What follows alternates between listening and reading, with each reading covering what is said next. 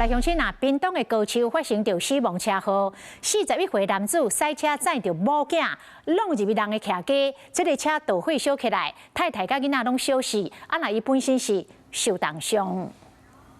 消防队接到消息，有一台车自动导火，赶紧出动。现场这台车已经拢导火啊，情况真危险。火将无简单被拍花，规台车拢已经烧了去啊。现场嘛赶紧救封锁线，因为这件车祸造成一家伙3个人无仔不幸身亡。当我处理时，发现小客车后座有一具男童大体，驾驶经酒测并无饮酒情事。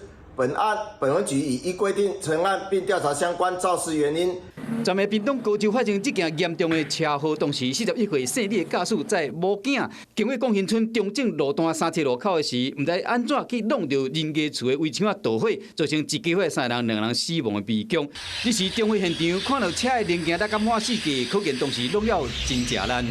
我讲枪头前迄地啊个弯落安尼。刚怎样一个大公园啦，学校的前面哦，那个车祸很多。唔捌的人开枪该紧啊，车祸都是外地的。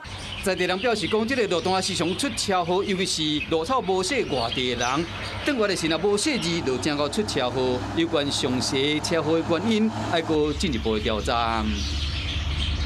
Hello， 我是林纯佩。想要掌握最及时的新闻资讯或是体坛动态吗？赶快按赞、订阅、开启小铃铛，锁定华视新闻的 YouTube 频道。